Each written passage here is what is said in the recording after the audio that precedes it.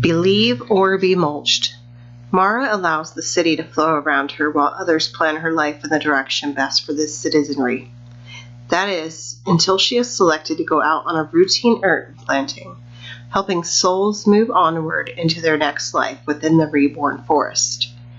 Mara finds out she is never truly alone, and then faces the choice to continue drifting through the life planned for her, or open her own mind and choose a different fork in the path. I'm going to read a selection from the Reborn Forest today, which is available on Amazon, Barnes & Noble, and Books A Million as a paperback, and available currently as an ebook on Kindle. You can find it by searching any of these sites and looking for my name, Renee Bradshaw, or by going to my blog, www.reneebradshaw.com. Chapter 10. Wake up, child. Mara's eyes sprung open. Ghostly skin, long white hair, and sunken green eyes, and a partially toothless smile. The old woman who had spoken peered at Mara, inches from her face. She kissed Mara firmly on the forehead, and she smelled the earth left behind on her skin. The woman leaned back, winked, and then raised a whistle to her mouth. Mara braced herself, but no sound came. Yours is broken too, Mara croaked, voice full of sleep. Strength and awareness edged their way back into her bones, bit by waking bit. The woman laughed, a charming sound. Not broken. Exactly how it should be. See? The woman lifted her arm and slid a primitive beaded bracelet off her wrist and over Mara's hand. The offending wrist, Mara thought. Mara waited for the old woman to notice the scar, but if she did, she said nothing. Again the old woman lifted the whistle to her lips, and again she blew. Again, no sound. But this time, Mara sat straight up in alarm as the beads around her wrist vibrated. She stared, mouth agape at the bracelet as each bead turned a different shade of green. The colors show us where to go, the old woman said. But how? Mara turned the thin band of beads around in her hand, searching for coils, tiny screws, and the metallicness of it. Tech? The old woman shook her head and pointed up. The ancestors.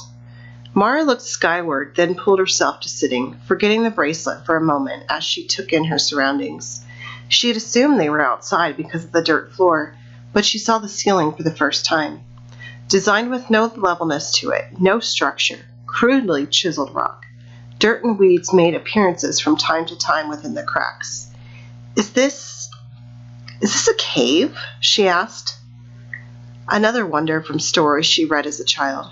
Books that had not survived to her adulthood, but drawings and descriptions etched on her memory. Owls and caves. What's next? Pirates and elves? Mara spied movement at the corner of the room, and she thought she might see an elf. Instead, a small rodent with a long bushy tail scurried over a collection of clay pots. A cave, the old woman said, patting Mara on the head. She walked over to a bucket and raised the ladle of water. Mara accepted and drank greedily. Is it man-made? Mara asked after she drained the ladle, then nodded as the old woman offered it to her full once more. Partially, a man answered, passing through the oval-shaped entrance. Mara startled and looked to the kind old woman to see if he was a threat. The toothless grin had returned to her face. The man was tall, brown, and delicate, with a voice like melted butter, smooth and creamy, when he spoke again. In all the leaves, they said you looked just like her. His voice cracked, and he squatted to come face to face with Mara. Something familiar looked back at her from his eyes. He raised his hands to her cheeks, hovering for a moment before touching her face. She retracted her earlier thought about his delicacy as soon as he made contact. His hands were rougher than any hands she had ever felt in her life. Strong hands built for real work. Who? Who said I look like who? Mara asked, the echo of the owl sounding in the back of her mind. My sister, he said. Mara's eyes Mara's mother stared back at her through his eyes. Daya, you look just like Daya. Sister, my mother was an only child. Her father would have said something if Mara had an uncle. Surely he would have, at least once, in all those years. Then the rumors are true. Always interesting when that happens, a woman said, stepping into the room and leaning against the wall behind the clay pots. Mara pulled away from the man to get a better look at the newcomer, with tiny black braids in a bun. The daughter has returned. Mara? The man's eyes turned from inspection to joy. Are you home? Are you here to stay? You know you can if you want to. What? Mara shook her head to clear the confusion and ignored his questions.